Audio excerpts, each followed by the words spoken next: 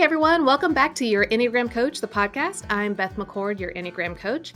And here at YEC, we desire to use the Enneagram to bring real and lasting transformation to your lives and relationships.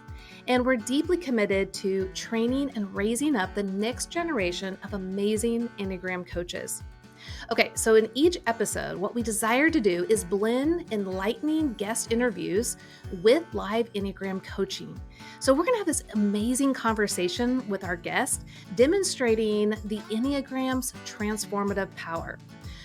Plus, stay tuned to the very end because I'm going to pull back the curtain and share with you some of the thoughts I was having as I was directing the conversation in a unique way for today's guest, giving you a sneak peek behind the scenes of the coach's mindset.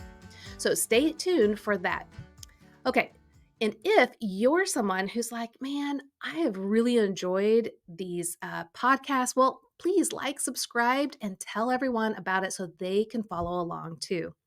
Now, for those of you that are passionate about the Enneagram and you desire to explore more about becoming an Enneagram coach, well, then check out our free training and get a taste of what it's like to be an Enneagram coach at yourenneagramcoach.com/mini course. But maybe you're like, Beth, I'm really looking for personal change, relational transformation, and even professional help.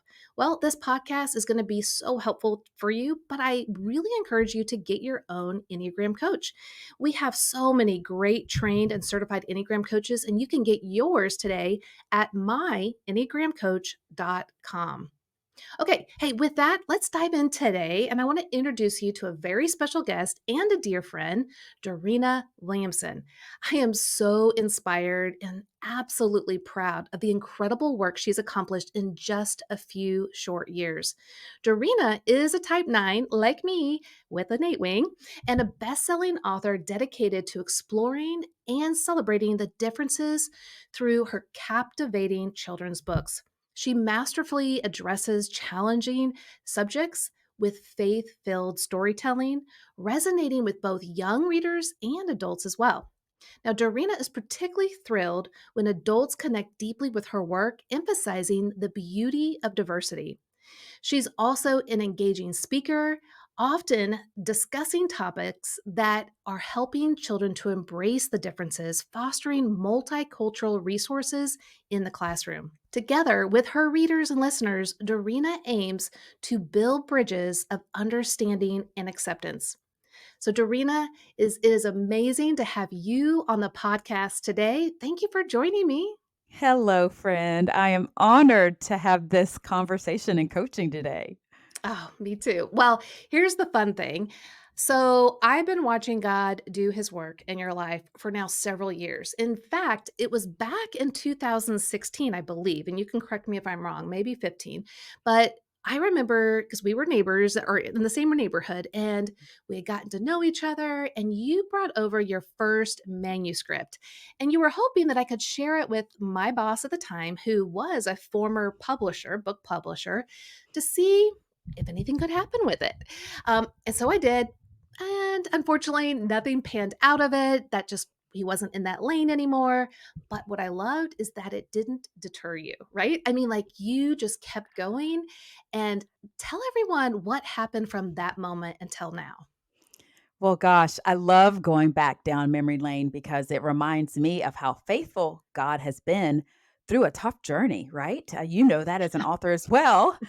Yes, that did not pan out. I would love for that to have been the easy route. We're always looking Right. for it to go as easy as possible, but it's in the journey and the process and the Yes. continuation that those muscles are built and that God continues to do beautiful work. And so for Yeah. me, I did end up getting a path into publishing.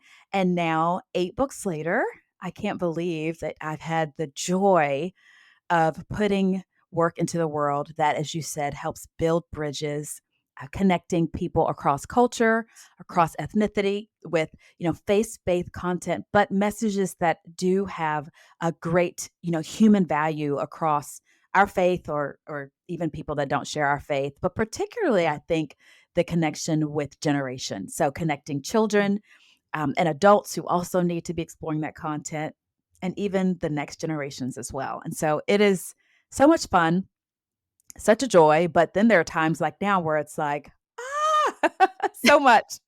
Yeah. Yeah, well, and I can't wait to dive into that because we had a little conversation beforehand, which is exciting. Okay, so tell us about your journey with the Enneagram, like, kinda like, discovering the Enneagram, discovering your type. What was that like? And then kinda getting to know your type a little bit better and, what benefits did you see in knowing your type? So, my Enneagram journey really began in a tough church season. So, I'm Mm, also the first lady, pastor's wife of a local church here. And that's been a beautiful journey, 28 years in. But mm, it also has had a lot of moments of challenge. Being in a leadership role for a long time is going to yeah, have challenges, particularly when you are serving and leading people in a diverse context, which ours has been. And mhm, so, in a very difficult season, my husband and his team were invited to learn more about themselves, to help build mm, their team, to build camaraderie, learn how to appreciate one another, and move forward together. mm, And the spouses were invited as well. And I had loosely heard about the Enneagram, and it's interesting, Beth, because very much in line with, the type 9 that you and I both are. Initially, I was really more excited about my husband learning about his type and learning to own his identity and just, how he's, wired and how yeah, because he's, the pastor of the church. And it was later on that I sort of began to go, okay, wait. So let me learn more about myself and about how mhm, I am not only uniquely made, but wired for both the work that I do in church. But even at that point, as this author journey was beginning, right, I needed to own the unique ways that I see the world, the the reasons that certain things are more, tension filled for me, where frustration hits me, where that temptation to compare myself with others, that I mhm, don't always see a resonance with other people, but a lot of that is because of how I'm wired and how I see the world as a type 9. And I've appreciated, the work that you've put in the world, which also helps you see, okay, how do we use this tool to not only be built up personally, but so that we can bring our best self to the work that we're called to do. And so I really am grateful that it's something I learned when I did. Of course, it would have been wonderful in my marriage, in ministry, in writing, in life, and leadership if I'd known decades back. right, But I'm grateful for the now, right? And for mhm. where I can go from where I am in this current season. Yeah, absolutely, and I think that, 'cause know a little bit about your journey and your husband Chris's journey with the Enneagram and the church and the dynamics, and what I remember is just how beautiful it was for the staff's type to understand not just themselves better, which is super important, but to understand one another better, to have the empathy, the grace, the patience, the forgiveness, the curiosity, so that one, we can repair because we all misunderstand each other. We all get frustrated with each other because we see the world differently. And when we see the world differently, we get frustrated or irritated or just upset. And I think what I remember is just hearing the beautiful ownerships of the staff because it was mainly like, working cohesively together, but then how it not only did that happen, but it repaired and then there was better growth. And then the outpouring of that into the church community just seemed to be so beautiful. And this is what I think is important for people to realize is that Enneagram coaching isn't just about meeting with a coach individually. It can be individual, it can be marriage, but it also can be in the workplace. And I think what a beautiful representation of Christ helping each type understand how he directly helps that type to repair, to own up, to apologize, knowing that they're free in Him to do those things. Like we do not have to live under shame and fear and self condemnation because there's no more condemnation in Christ, and so we can sit before someone and say, you know what, I I did do that and I'm sorry, or I was irritated with you, or you didn't know, but I was really resentful, and to say those things and to have deeper, meaningful relationships. I just really want to commend you and Chris for allowing your staff to go through that process because that can be a really scary process because it's so vulnerable to go in that deeply transparent way. And especially for your husband who's a type 8, that could have been really, really scary and hard. But wow, what an amazing strength. What amazing courage for him to walk that journey and to be vulnerable and to allow it to use it not just for his own personal growth, but for the church's growth as well. So anyway, I don't know if there's anything else you wanna add, to that season, but I just thought it was just remarkably amazing. Yes, yes. Well, I echo and amen everything that you just said. And, to your point about the benefits of coaching, not just for individuals, but for groups, I think it's so easy for us, however long we've known the people that are in, say, this is a working environment as it was for Chris with his staff. Maybe you've known that person for a year, or maybe you've known them for 15 years, and you think you know them. You know their quirks, Right. they don't like this, they like to go here, you know what their hobbies are. But we also, because we're human, we can get irritated with other people. And I think that our human tendency Mhm. is to wish that people could be the way we want them to be for our ease. And I think what was Mhm. beautiful about the Enneagram journey and the time that it entered our lives was that it allowed us and allowed me, I'll speak for myself as a Yeah. wife, to appreciate how my husband is wired, not to Mm. focus on how I wish he were for me or how Sure. I wish Mhm. he approached the world, because he is Mhm. his own unique, amazing person, and every Yeah. human is. And we all deserve to be appreciated and known for who we are. And I think that the Enneagram is such a great tool because it Mm. allows us even to maybe be able to bear with one another in a better way, to be able to say, because I know that this Mm. individual is this type and I know how they're wired. So I may even be able to overlook right now that thing that's really irritating or that thing that I see they're just kind of stuck in. But, I know that they're wired like this. And so I Mhm. know that the gift I can give them now is patience and not respond to the irritant. Or maybe I can just respond to them in a better way because I have more awareness. And so it's just a Yeah. really beautiful thing. So I guess, echo the benefit of the Enneagram as a tool for Yeah. groups, especially for those groups that spend a lot of time together, where it would just be Mhm. wonderful to know each other better as you Yeah. grow in your own knowledge of self and identity and purpose. It really is a beautiful gift to be able to be known better in that context, as a mutual beneficial thing for the work that you're all called to do together. Right. Yeah, absolutely, and one thing I also wanna say in regards to this, is that how God designed the 2 of you, right, as the lead pastor and pastor's wife, you call it first lady, um, in the calling God has on you guys specifically, so in a multicultural church. So as a type 8, which is what Chris is, I love to call type 8s big diesel snowplows because they're plowing a path for others. That's what they're designed to do. And, if we've got a foot of snow on the ground, because I grew up in the Midwest, you can't just get a Ford little pickup truck with a little shovel on the front. It's not going to do the job or do it in the way we need it done. We need that big machinery to plow a path for others. And what I love about what Chris and you guys have done, because you're a 9, which I'll bring that, uh, part in here in just a second, but the calling that he has as the senior pastor to have a church like this is, I mean, it's hard enough. I mean, Jeff was a pastor. It's hard enough to be a pastor, but to have this particular calling, beautiful calling, also really needs someone that is able to plow that path, that journey, and to say, "Hey guys, I've got it. Just follow me." But in a humble, authentic, vulnerable way, but with a lot of strength as well, right?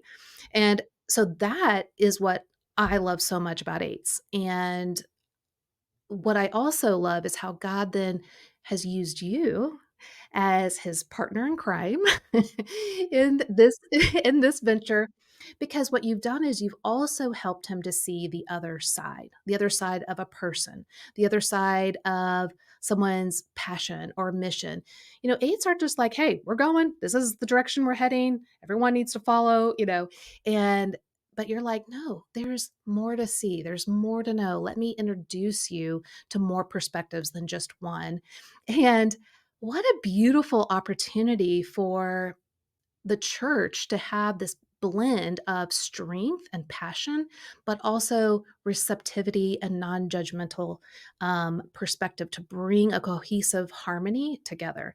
And I mean, isn't that exactly what's kind of going on? I mean, even if you've not thought about it in that way, I mean, God really gave the church, Strong Tower, this beautiful couple to kind of plow this path together, wouldn't you say? Yes, absolutely. And to know our story and to know that this was not anything we ever intended or a Right. vision that we saw for ourselves, which makes it such a okay, yeah, God really does move in mysterious ways, but his plans are always so great. And again, we are so humbled. Thank you for your words, and I will definitely share Mm, those with Chris.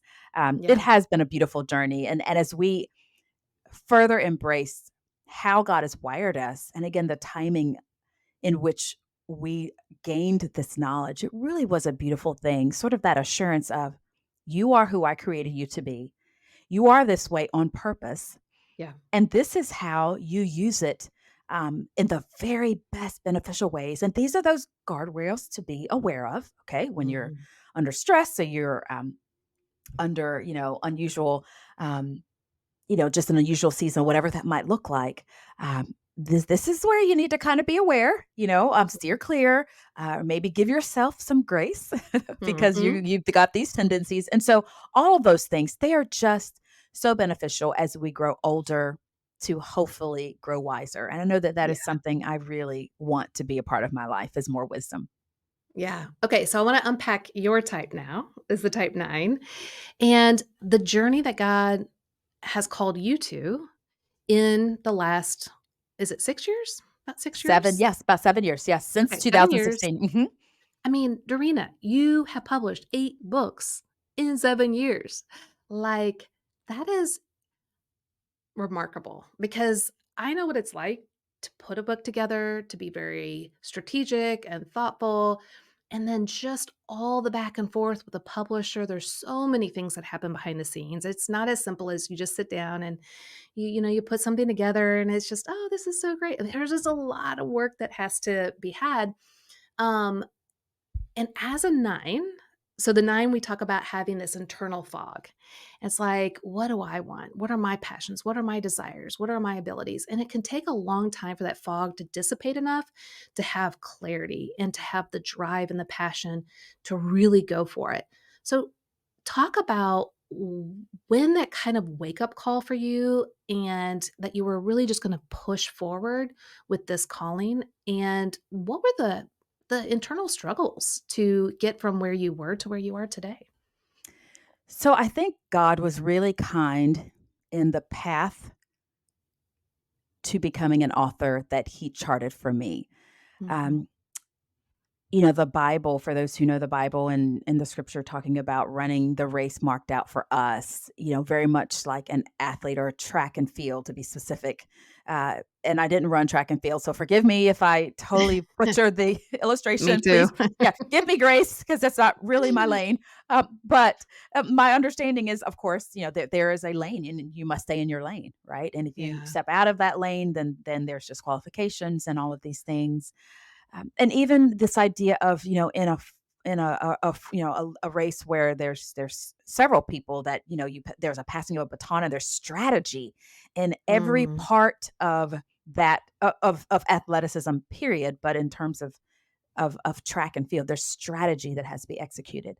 And when I look at my path, I think that not even knowing about the Enneagram, but loving the illumination of the idea of it there being this fog, this mental fog, this, okay, how do I press through and even own this is my path? mm, That was incredibly hard for me. One, because I was a grand middle aged woman at the time. So this wasn't Mhm. me fresh out of college trying to figure out the career path. Yes. I spent time actually wishing that that had been my story, and I look back and Right. go, "Bless my heart, that was not a good use of energy or time because I cannot roll the decades back." Yeah. But that wasn't my journey. Many people have that journey. They aspire for something, they go to school for it, or they apprentice for it, and they begin that path.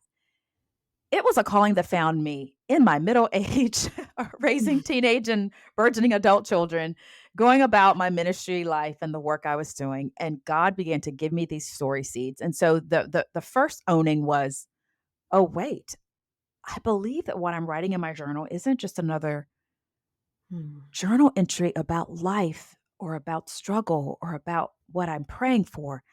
I'm actually beginning to write down some ideas that I could see forming into a story. But wait, Mm. I'm not a storyteller. I'm not a writer. I'm not an author." And so there was this journey for some time of owning that what I felt God was giving me could Mhm. actually be a story.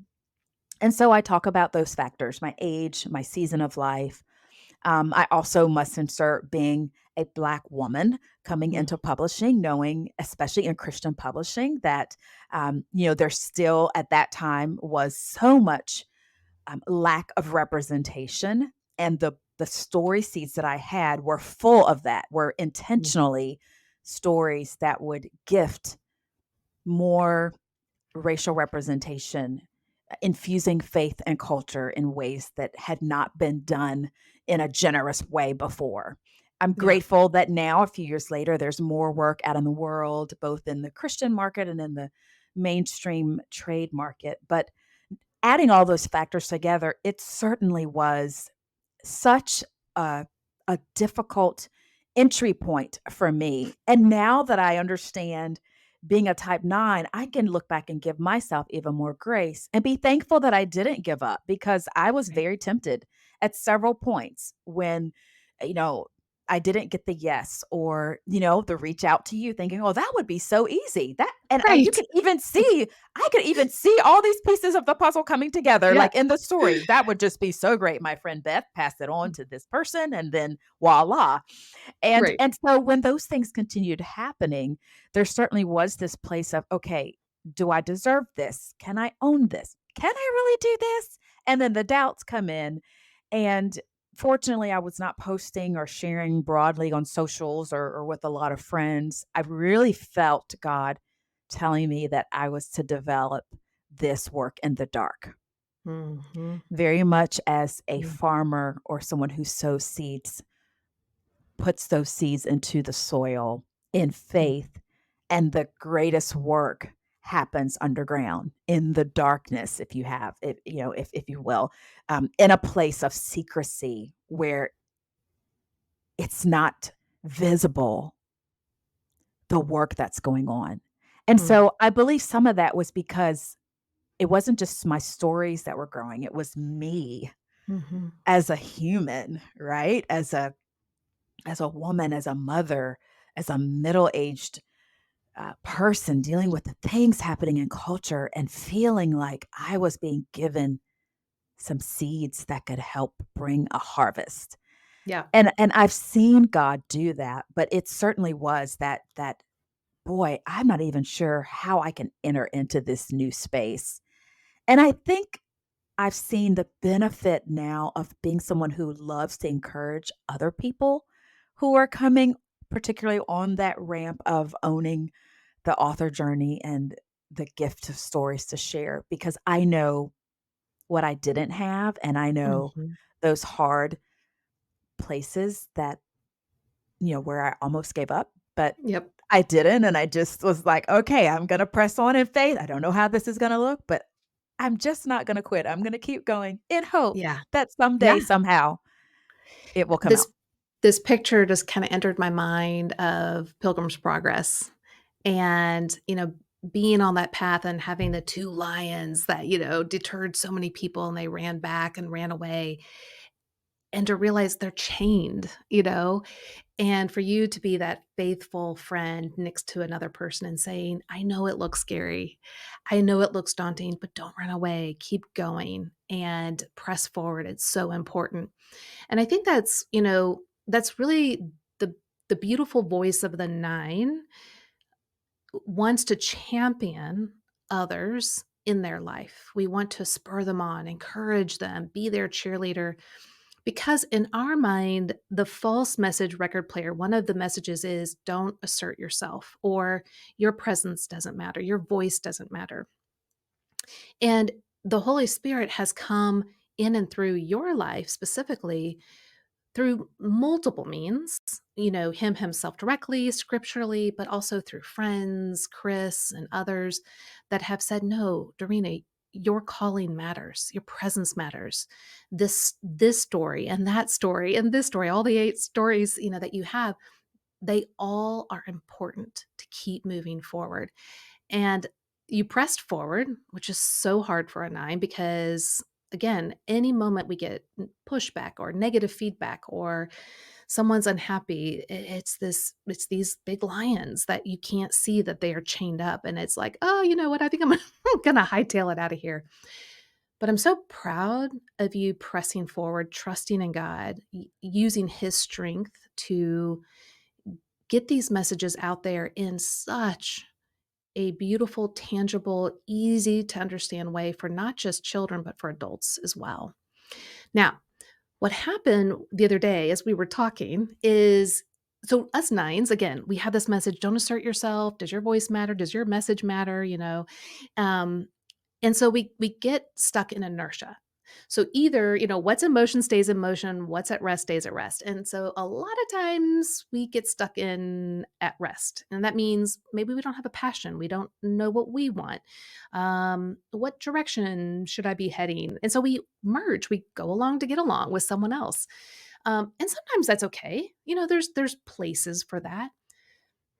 But there are also times that God initiates a new passion, a fresh vision for us 9s. And all of the sudden, we get ignited inside and we're super excited and we have to go. We have to press forward. And I talk about us 9s being like elephants. Elephants are super communal, they're docile, they're in a general sense pretty easygoing. But when they start stampeding, you better darn well get out of the way because here they come. So the other day we were talking, and you actually were in a new season of inspiration. And I want to talk about that because as a 9, what we tend to find is, and this is what I felt. The direction I wanted to talk about in this time, this kind of coaching discussion time, we really struggle with the word balance. Now, a lot of people might think, well, but you're easygoing. Yeah, we're easygoing. But when we're talking about motivation and drive, again, we're either going along to get along, which is more not doing much, or we're full throttle.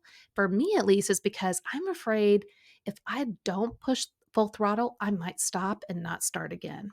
So I'd rather go 150 miles an hour because I'm so afraid of stopping any moment. So the other day, I want you to tell us, unpack a little bit of whatever you want about that story where you got ignited with passion and you're like, Beth, I need to be 3 people. I need to like do all the things. And you're like, how do I do this? So Yeah. can you unpack that story a little bit? So I had one really amazing day. And some folks may think that word amazing is out of place in the context of also a funeral. But part of that day, so I'll unpack it. So the beginning of that day was involving a funeral at our church. We had a church member whose mother had gone to be with the Lord, Mm. and they didn't have local family. And so they asked my husband and our church if we could host a funeral. We were glad to do so.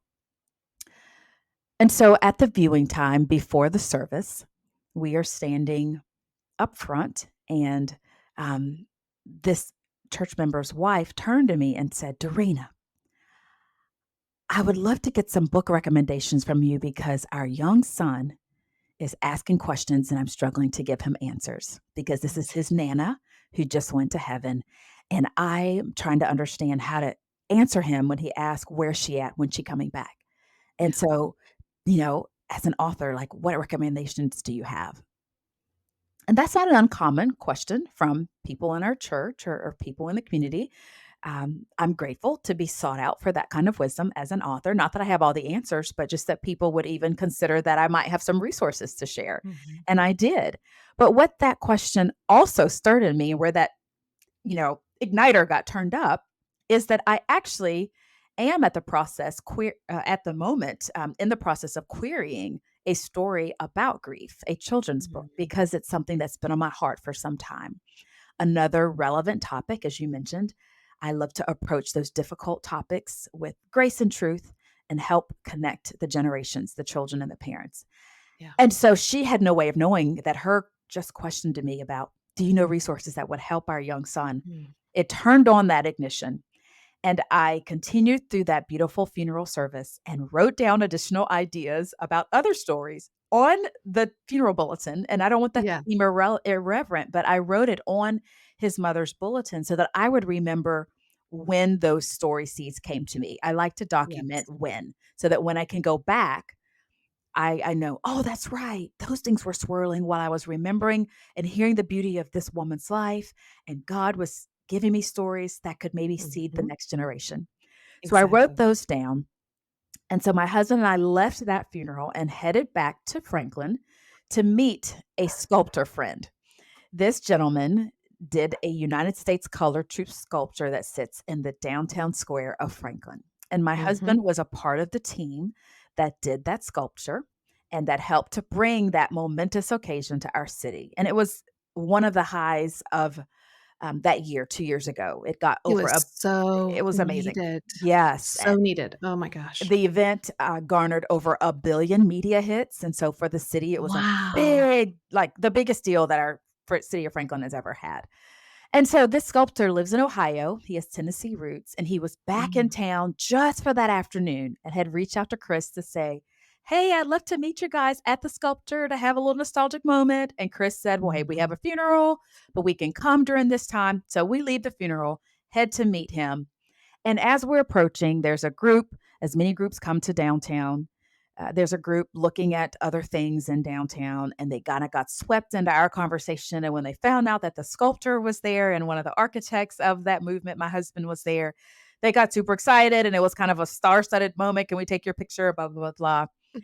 But in the midst of that, what I wanted to tell the sculptor is that I was also working on a story about that moment that will incorporate a United Mm. States color troop soldier and the history, the US history of those wonderful Black troops who helped turn the tide of the Civil War, and believing that that's history that I didn't grow up learning and that I would love a new generation of all children to learn.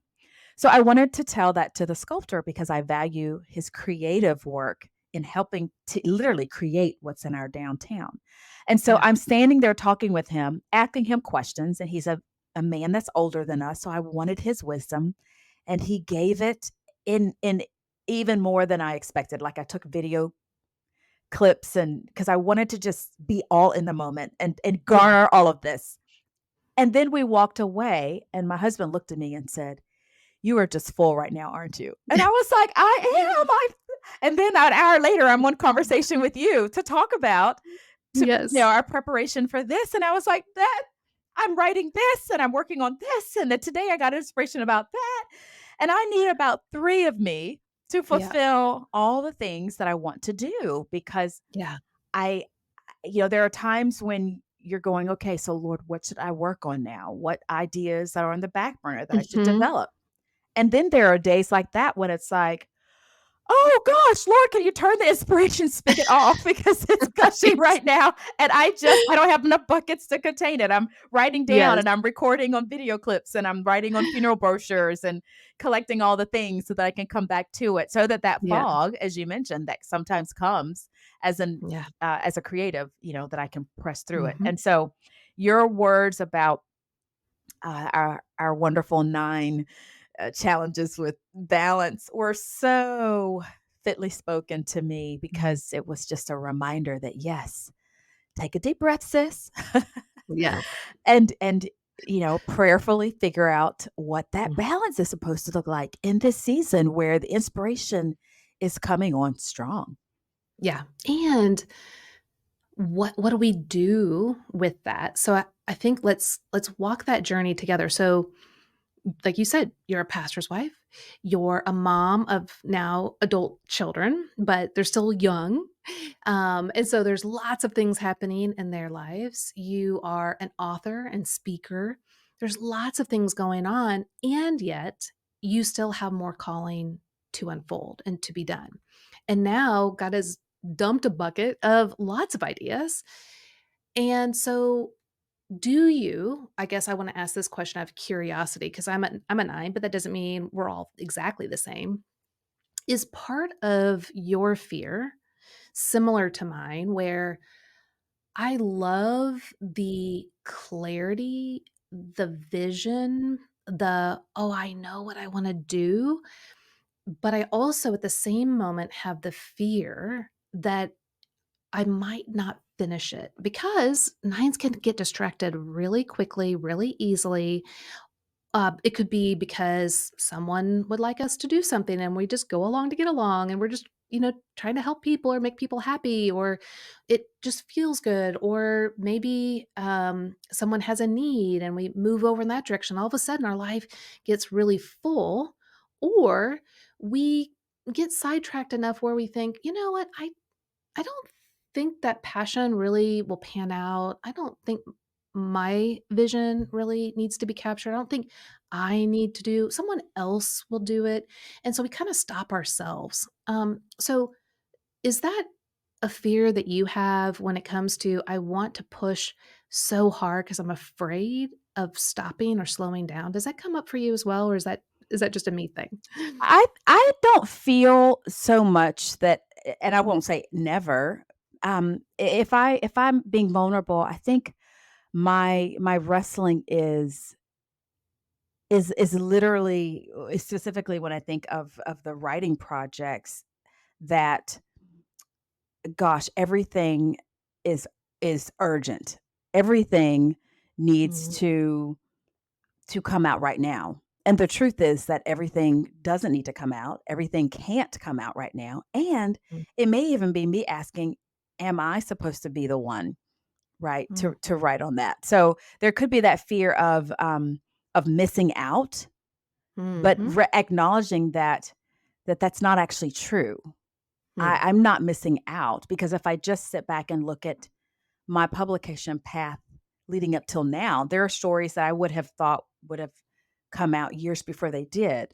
But when I look at the timing and who what publisher felt like this was the right fit for them, they had the vision for that project. Every book that I've released, I can see the timing that it was released and see that that was the right time. And so I mhm. have to remind myself when I literally feel like, okay, I want to write all the books right now, like exactly Yeah, right now. And I know that's literally not possible because yeah, this isn't the only thing that I do, right? To your comment, yeah, I am a wife. I am a mother of adult children, two of whom are married, and so they have additional layers of their life. So I have two more bonus, children that I get to interact with as well, and yeah. and then I've got, one at home that's physically still at home in community college, Mhm. but physically in my midst to interact with, to cook with, to talk about schedules and life and things with. And then another that's in graduate school, but literally a text away every day. And so when I Yeah. think about my life and my flow and the things that I am involved in and keeping to your word, your keyword, balance, I think for me, the guardrail is document in the moment when the inspiration comes, document enough in a way that you can put that aside and then Mm, decide and prioritize what's the right now, and then what's mm, maybe later today, and then what's maybe later on in the week. And so it's literally from a scheduling aspect, like not mm. that if I don't do it right now, I'm going to lose it or miss it. Yeah. Like, rejecting that and instead the scheduling and the prioritizing. And part of it is just allowing the flow to go the way it will. Yeah. Which Yeah. which takes faith, and that's also that maybe that's a Dorena thing, but that part, No, yeah. I would love to control. Yeah. All of the Exactly. timetables that I know that I shouldn't. I know I'm ultimately not in control, like, I know this, but then I have to actually remind myself, I am actually not in control of the destiny of all of these things, like, Yeah. that's above me. And what is it when you get to that place of surrender and depend? So surrender to God's timing and depending on, him working all things for his good and purposes. What does that feel like and what does that actually do as you move forward then with more balance? Oh gosh.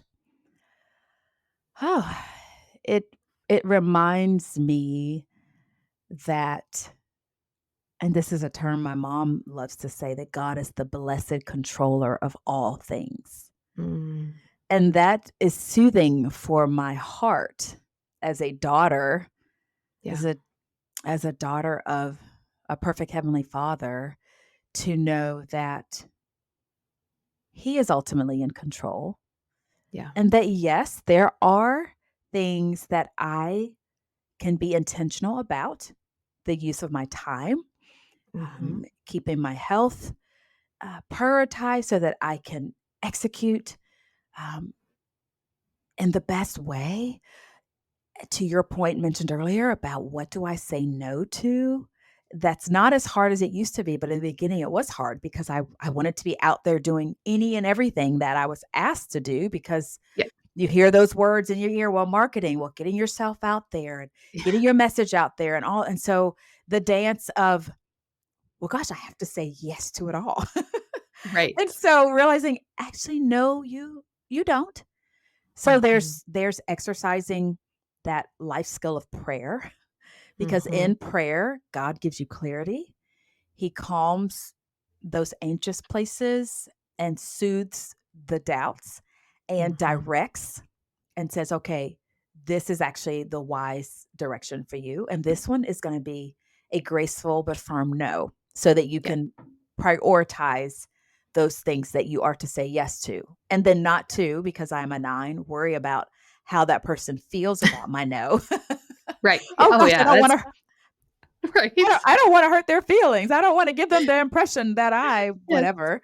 So, but yes, it to surrender is a reminder that God is the blessed controller of all things Yeah. and that my destiny, my path forward, my day to day grind, all those Mhm. messages that come at us, that God holds it all. And so Yeah. I don't have to do his job. Right. And What I would I need that. and as you were saying all that, so in our book, More Than Your Number, what we do is we paint the picture that you are more than just a 9. That we actually use all 9 types to varying degrees. Definitely your wings. So for you, 8 and 1 pop up. And then what we call the Enneagram paths, those are the lines that connect to 2 other numbers. And for you, it's 6 and 3. But there's also something out there called the tri type. Now, those that are like, what is that? That's a whole nother thing. But it sounds also like you use quite a bit of 7. Um, and, but also, I feel like possibly the 3, but the 7 is like, "I don't wanna miss out, like, this is gonna be so great," we wanna capture it now. Um, but I think it's important for us to unpack what we call Enneagram internal profile or these parts of us to see how they derail us, but also how they bless us. So, what I was hearing from you, the 7 can derail you in your tri-type, that it can derail you in the sense of, "But I have to do it all now, and it's fun now, and it's important now, and, I don't want it to get bored and miss out." And yet, it also can allow you to have the abundant joy that God gives you. But specifically unpacking your type, so the 9, what I love is the 6 part of your heart is going what it's going to bring to you, the gift that it's going to bring to you, is the courage to push forward with the help of the three. So, what the three will offer you, the gift it will offer you, is a vision. So, the threes know exactly where they want to go. It's very measured. If they don't think they can accomplish it, they're not going to do it. So, they're very measured. And then they break it down into steps, into tasks, knowing exactly how they're going to get from point A to point B. And that can be a really big gift to you in this moment of balance, because the three is going to say, yes, we want to kill it. We want to do it quick and efficient, but we also want to do it really well. And doing it really well is being measured and having goals that we know we can accomplish and being able to see them. And so the nine can access those parts, the courage of the six, the efficiency and the task management of the three. And then the one is going to bring a sense of groundedness, a sense of principledness, so that in the wisdom, the insight of, okay, God is the God of all wisdom, control, timing. I can surrender, I can trust him. But then the eight is going to keep the charge of plowing the path for your children readers, the adult readers, the vision that you've casted. And it's going to say, hey, Dorena, I've got you. Let's go. But in accordance, so in a symphony, if you will, of all of these parts together. And this happens when we are in our beloved state. So when we're in our wounded state, everything is topsy turvy and it's like, oh my gosh, and it's different for each of the types. But basically, our wounded child is afraid, again, to our own type's reasoning, is afraid, and we feel like we have to gain control, and we try to gain control in our own ways. But this is where the beloved child says, no, I am his beloved. And all that I've ever needed now and in the past and the future has been taken care of by Christ. And therefore, I can bring these other parts of me. So, again, the eight, the one, the three, and the six. And it can assist Dorena as she gets out there and blesses others with this incredible voice of the nine that brings harmony, empathy, grace, receptivity that the world absolutely needs right now. And so, does that feel true to you? Like how I painted that? Does that feel like that? Those are the parts that rise up in you? Yes, absolutely. Gosh, I wrote a few notes down, but 100%. I have often reckoned with the joy that has come in doing this work. I tell people I really did love raising my children when they were little, but I feel like Mm. now that my youngest is 19 and that I'm writing for children, I feel like there's a childlike wonder and joy that flows Yeah. out of me that I don't think was there when they were young, as much as I loved it and was on their level and doing all the things with them and fully, like, enjoying that, like, not wanting that to go by quickly. But I absolutely enter into the joy and the honor that it is to write stories for children because I understand the opportunity to shape, Hmm. to impact their little minds and their hearts. It's a Yeah. privilege to think that the words that I give to the world are actually going to help form a child's convictions about other Hmm. people, about themselves being an image bearer of God, um, that they will learn to love their neighbors well and maybe be better able to resist the lies that are going to come at them. And so when I think about that, it fills me with joy. And then I also feel, and you mentioned this, I want to craft with so much care Yeah. because of the privilege and the joy that I've been given. And I've actually lately been praying particularly about the United States Colored Troop soldier story because it's incorporating history and I've said so often to the Lord, and I've mentioned this to my husband, I just want to do it right. I want it Hmm. to be done so well. And even in that, I can take comfort in the blessing of having had a path of doing this now. I can Hmm. take comfort in knowing that um, editors are gonna help that. So I Yes. will do the very best I can. Like, it's not like, "Oh, I'm gonna be sloppy now." I've been Right. exercising a lot of No, care, I 8 totally weeks get in, it. but now I'm gonna just kinda throw it together. Like, that's not gonna happen. You're not gonna Right. get a book contract if it's thrown together and if it's not an excellent Yes. work, a worthy work, but also But they to come alongside to yes, benefit us. that's right. So We're to not remember, alone. I don't have to do it all. It's not all up to me and the whole universe. And if I Right. don't do it, it's going to crash. Like freeing Yes. myself. And so reminding myself of Yes. that so that then I can craft and write with joy, with the Right. care that I know I'm going to put into it. While I just ask God to breathe through me, to inspire me, and to flow Yeah. through my hands and my heart and my head as I work. And so, yes, everything you said, it felt like it just brought together in concert the need to, yes, to be organized. And I found those creative ways, like even if it's being Mhm. present in the funeral and Mhm. yes, Mhm. listening to my husband eulogize, and also as thoughts are flittering to Yeah. jot little notes and to jot them on the at the top of her brochure so that I'll be able to Yeah. look back and even be able to see.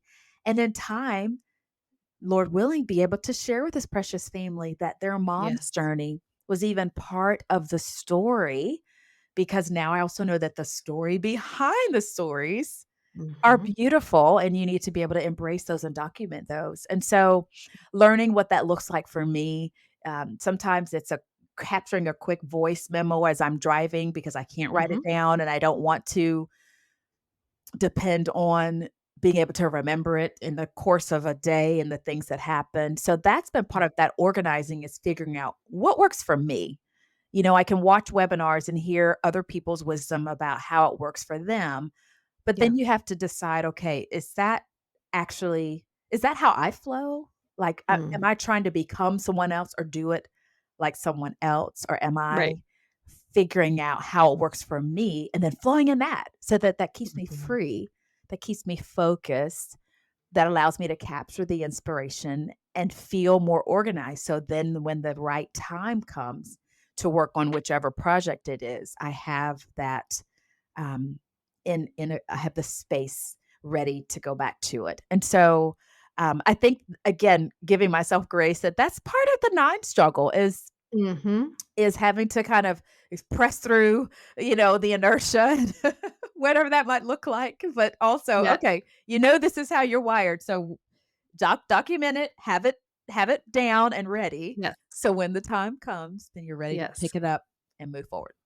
Yeah. It just sounds like so much grace and wisdom as you've gone through these 8 books, like, so much learning, and that's the thing, like, we just all of us, we've just gotta trust in the Lord and get out there, do the next right thing, and that's definitely for us nines. So tell us a little bit more, as we wrap this up, what your hurdle is right now, what you're jumping into, and then how can people also, as you're navigating that, wrap it up with telling us where people can connect with you, and maybe like one or two of the books that people, really um, go to a lot because it means so much to them that you've put out there. So I would say the hurdle right now, um, being back in the cycle, publishing as a cycle. So you write Mhm.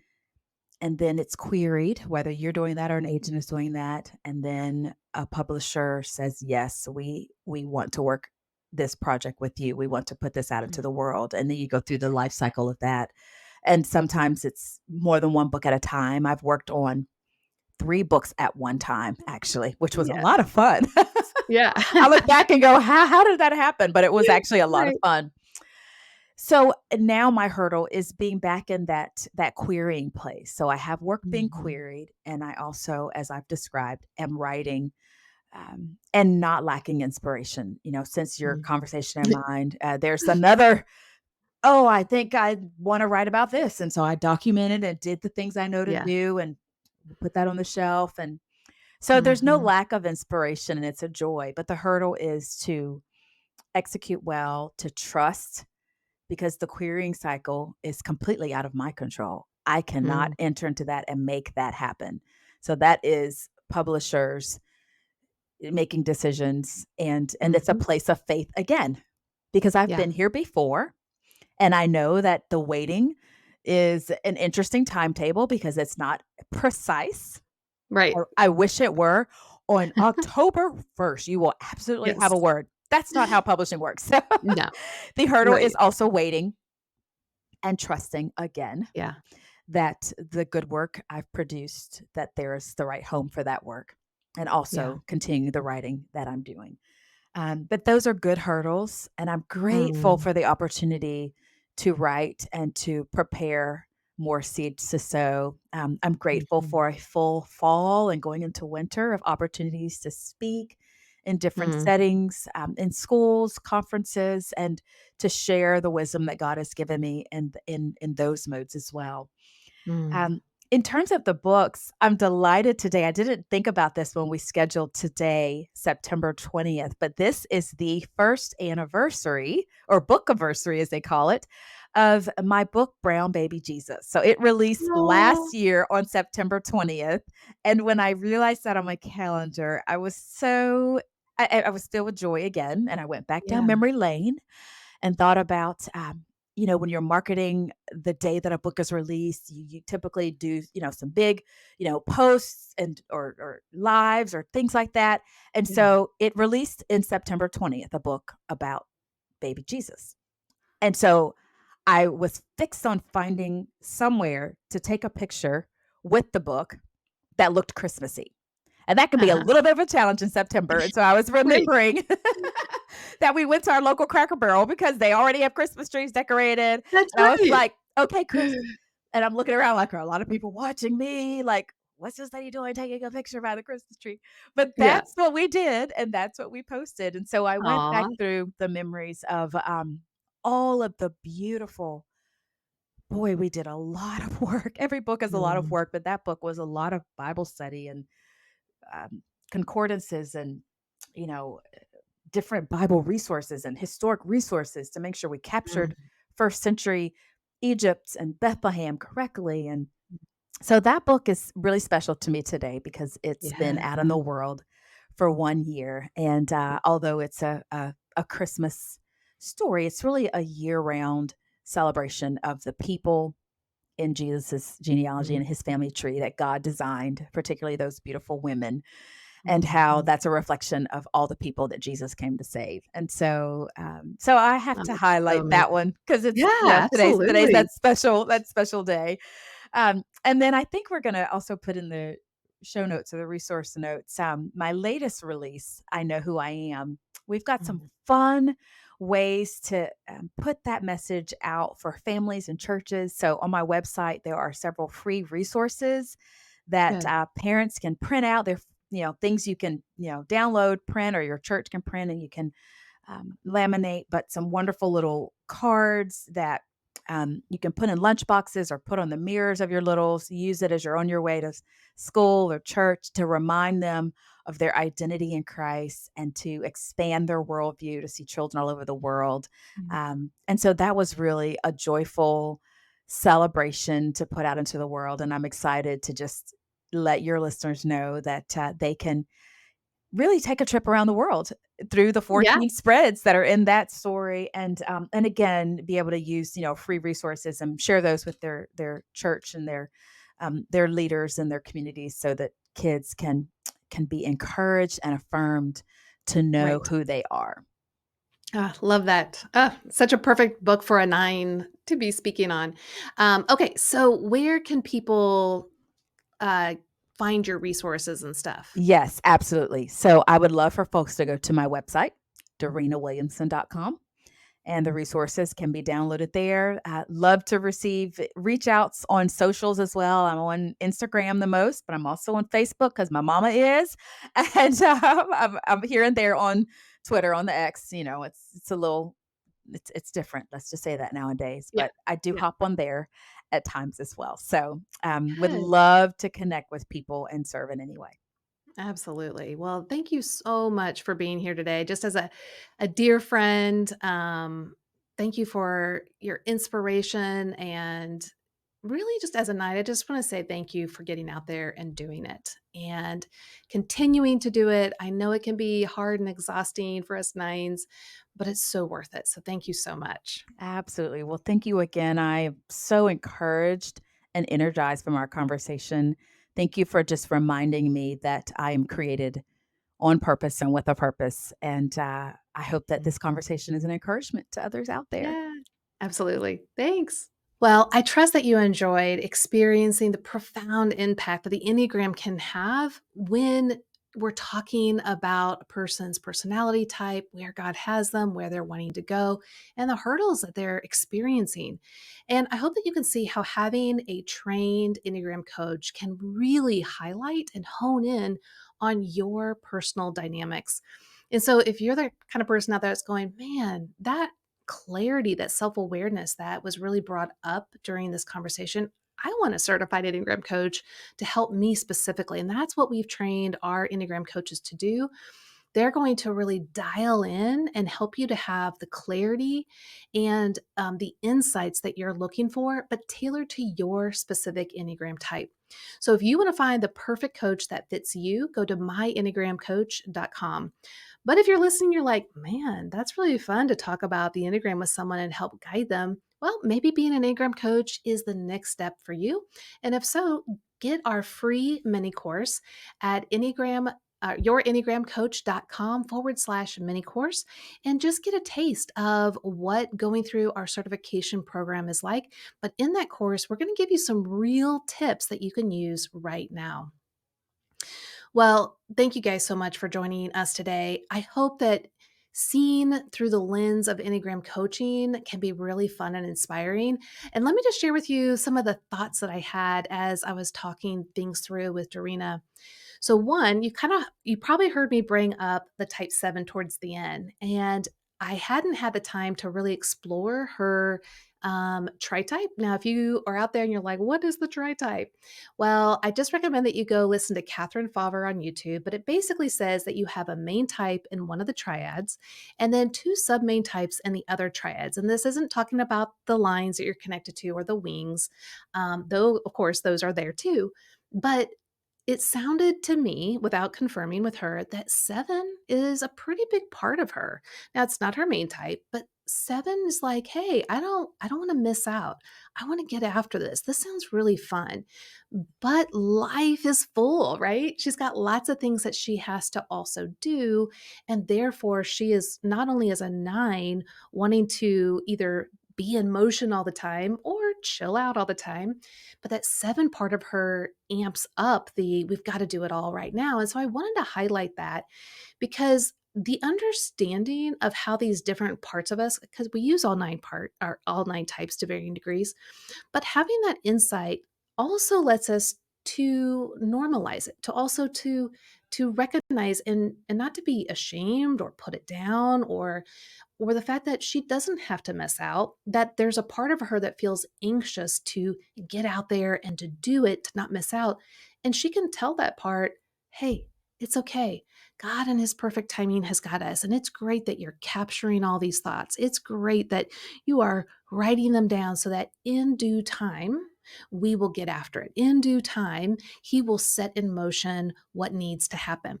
And that's where the type 1 part, her wing, can come in and say, hey, let's be principled, let's be systematic, let's be wise in how we go about this.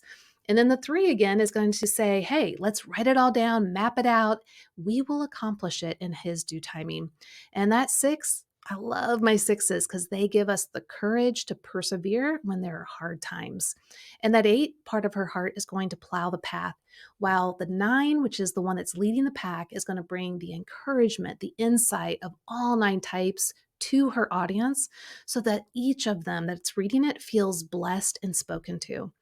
Well, that's a little bit what's going on in the back of my mind. And I want to highlight those things for her so that she can go, yes, those parts are operating in me and they are a gift. Well, next week, we are going to be joined with a really fun guest.